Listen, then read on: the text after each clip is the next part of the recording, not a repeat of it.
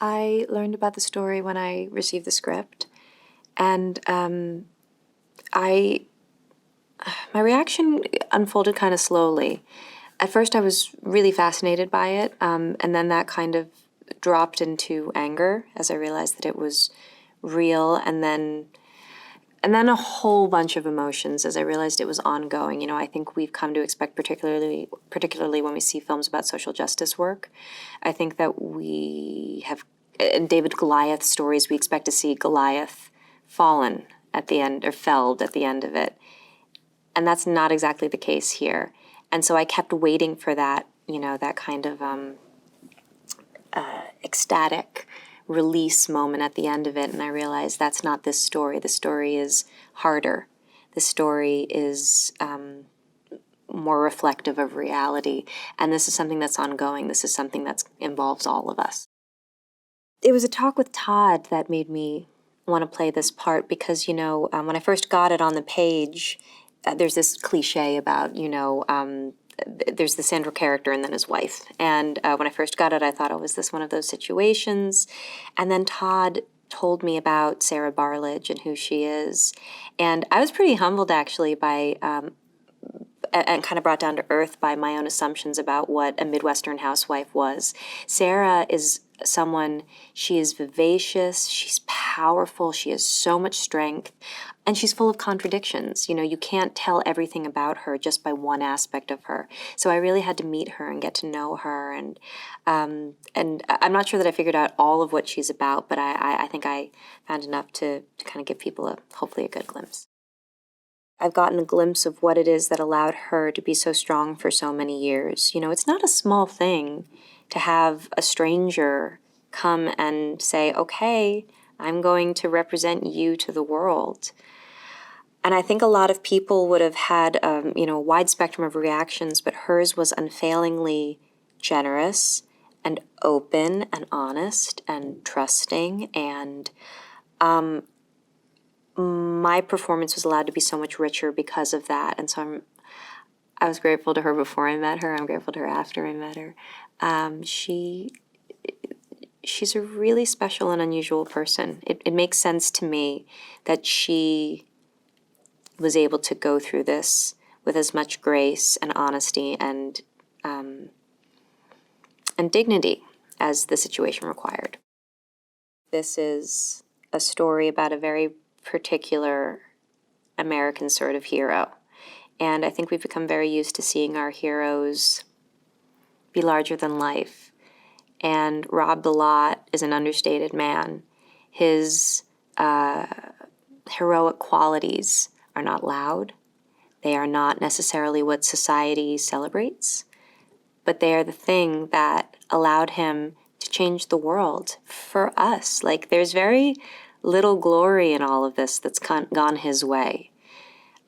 He's done this because, for a very simple reason, he felt like it was the right thing to do. And to be a part of celebrating someone so humble, so quiet, and so unexpectedly heroic felt like a real gift. One of the first things Todd told me was that I would be playing a conservative Republican.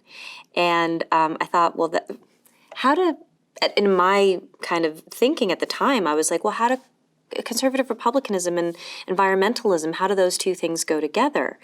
And Todd and I have had a lot of really interesting conversations about that, about how some of Sarah's heroism comes from the fact that her life took a real left turn away from what she thought it would be, what she had been led to expect it would be, what she perhaps even signed up for, but that she keeps going because of this really simple concept, which is doing the right thing.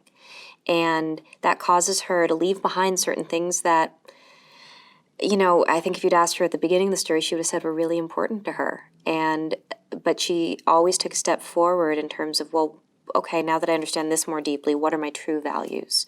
So Todd was amazing at helping me see all the complexities of her, helping me understand all the complications, not to get confused by them, but to actually be more liquid about them.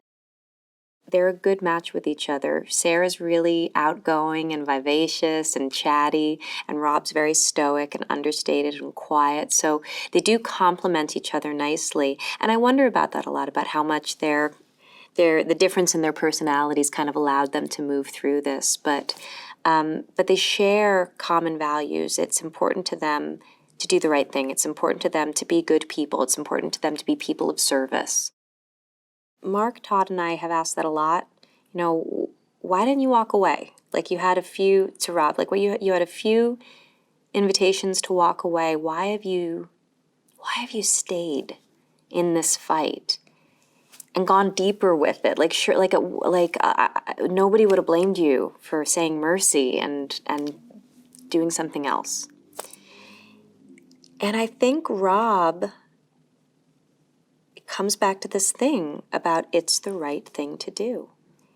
He doesn't see, he has such, at this point, expertise on the subject. He's put in so much, I think he wants to see it through. What he brings to the role is a lot of things that we've come to expect from him. Stunning acting, so intelligent, so soulful, so dignified, with so much integrity. In some ways, I think on a scale that we haven't gotten to see from Mark yet.